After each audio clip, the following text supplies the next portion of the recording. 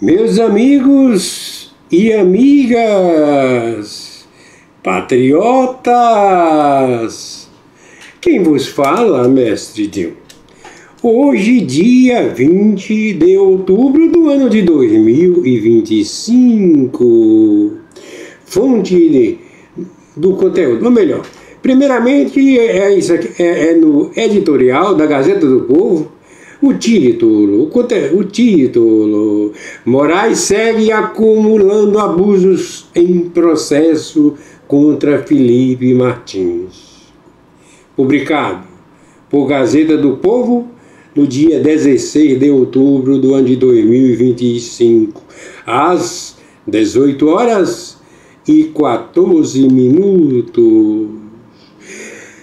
Meus amigos e amigas, vocês, ok? O Mestre Dinho já falou aqui do título. Vamos lá. Eu quero aqui colocar aqui o áudio. O áudio daqui da fonte.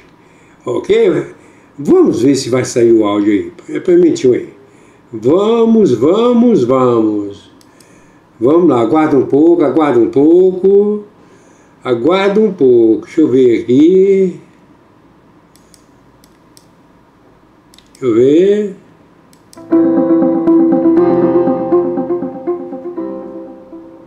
Moraes segue acumulando abusos em processo contra Felipe Martins. É o título do editorial de hoje, da Gazeta do Povo.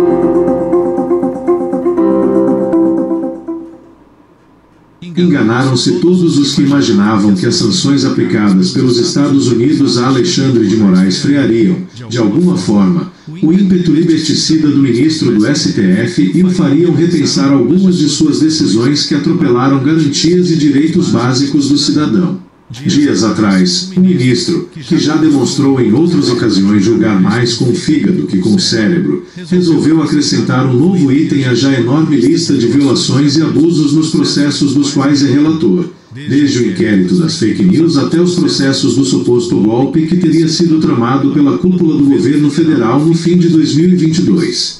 Em 9 de outubro, Moraes deu um passo inédito em sua escalada contra o devido processo legal e o direito à ampla defesa, destituindo unilateralmente os advogados de defesa dos ex-assessores presidenciais Felipe Martins e Coronel Marcelo Câmara, ambos réus do núcleo 2 do processo do golpe, ordenando que fossem substituídos por um defensor público.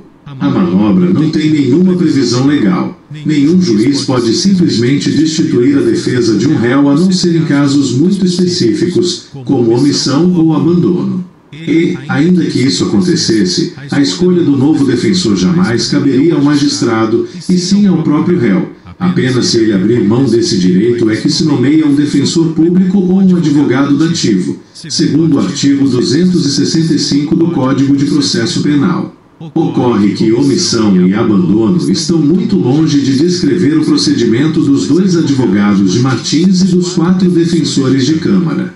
Pelo contrário, eles têm sido incansáveis no trabalho que lhes foi atribuído. Na véspera da destituição, a defesa de Felipe Martins havia solicitado prazo adicional para a apresentação de alegações finais, argumentando que a Procuradoria-Geral da República teria incluído novas provas e documentos após o encerramento da fase probatória, elementos que quais os advogados não teriam tido a oportunidade de rebater. Alguns desses documentos, inclusive, não teriam sido protegidos pela chamada cadeia de custódia, que garante a integridade das evidências colhidas em uma investigação criminal. Isso está muito longe de ser omissão, pelo contrário, demonstra que a defesa está atenta e ciente dos direitos de seus clientes. Mas, para Moraes, isso não passaria de abuso do poder de defesa e manobra procrastinatória e até mesmo litigância de má-fé. Práticas que, mesmo se fossem reais no caso em tela, porque não são, não seriam justificativa para a destituição de uma banca de defesa. O caso de Felipe Martins, recorde-se, tem sido especialmente emblemático quanto à intensidade e à variedade dos abusos cometidos por Moraes nos últimos tempos. O ex-assessor teve sua prisão preventiva decretada em 8 de fevereiro do ano passado, sob a alegação de que ele poderia tentar fugir do país, já que havia feito parte da comitiva presidencial que viajou aos Estados Unidos pouco antes do fim do mandato de Jair Bolsonaro e da posse de Lula. Tal viagem, no entanto, nunca ocorreu, em uma inversão bizarra do princípio básico pelo qual o ônus da prova cabe a quem acusa. A defesa de Martins se viu praticamente obrigada a apresentar várias evidências irrefutáveis de que ele estava no Brasil na virada de 2022 para 2023. Até mesmo a PGR o reconheceu, pedindo a soltura do ex-assessor, o que Moraes aceitou apenas 5 meses depois, ainda assim impondo outras medidas cautelares excessivas e inexistentes na lei brasileira. A fraude nos registros de entrada de Martins nos Estados Unidos está sendo objetivo de investigação nos Estados Unidos. A destituição de seus advogados, portanto, é mais uma aberração jurídica em uma lista já bastante longa. No dia seguinte, entretanto, Moraes recuou e readmitiu os advogados. Teria o ministro percebido que a destituição foi longe demais até mesmo para os seus padrões? É certo que não. Primeiro, porque a readmissão tem caráter temporário, ou seja, o abuso pode ser retomado a qualquer momento. Segundo, porque Moraes deu um prazo exíguo de 24 horas para a apresentação das alegações finais, prazo cumprido tanto pelos advogados de Martins quanto pelos de Câmara. E terceiro, porque seu breve despacho não admite nenhum tipo de erro na decisão da véspera, apenas suspendendo-a momentaneamente, como se Moraes estivesse em um ato de suprema magnanimidade, fazendo um grande favor a Martins e Câmara, e não corrigindo um erro grotesco. Destaque-se, aqui, a postura bastante tímida de uma das entidades da sociedade civil que mais poderiam influenciar para o fim da onda de abusos, a Ordem dos Advogados do Brasil. Um dos advogados de Martins, Jeffrey Schichini, afirma que o presidente do Conselho Federal da OAB, Beto Simonetti, agiu nos bastidores junto a Moraes para conseguir a readmissão dos advogados de Martins e Câmara. Louvável, certamente, mas insuficiente.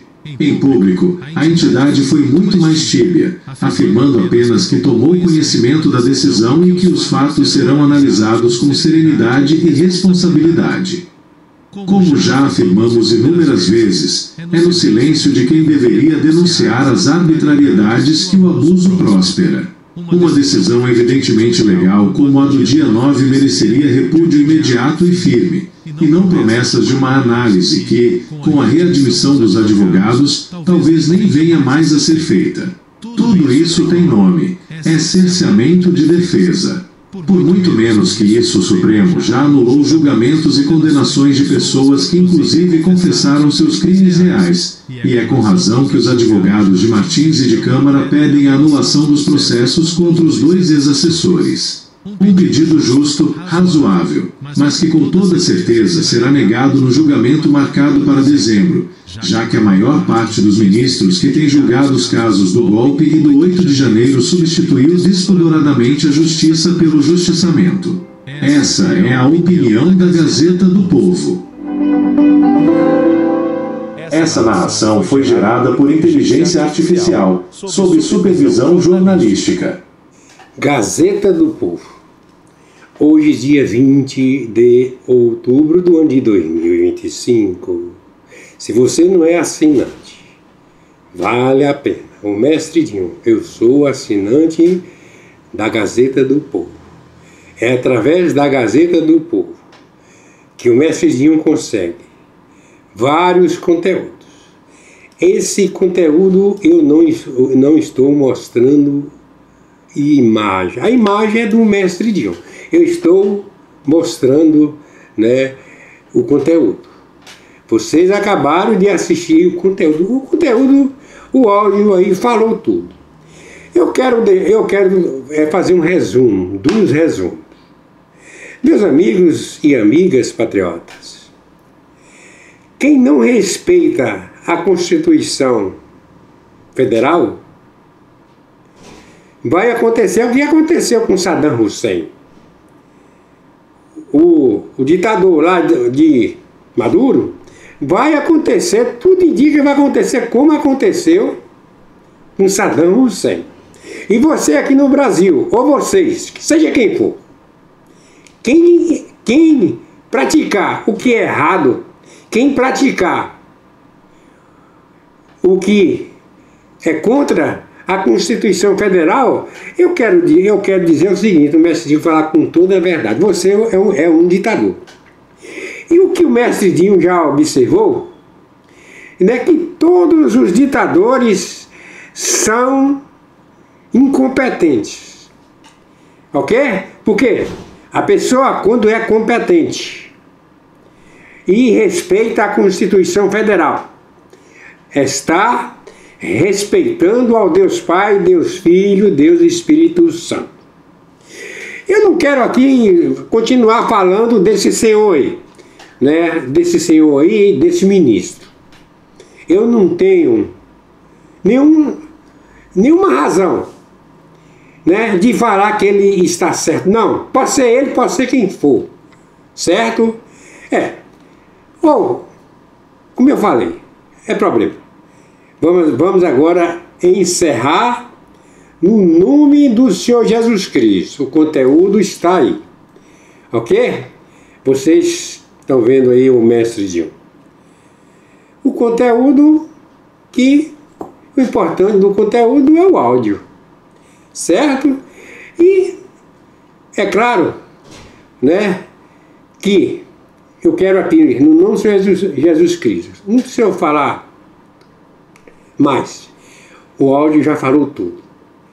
Quero aqui, no nome do Senhor Jesus Cristo, encerrar esse conteúdo, no nome do Senhor Jesus Cristo.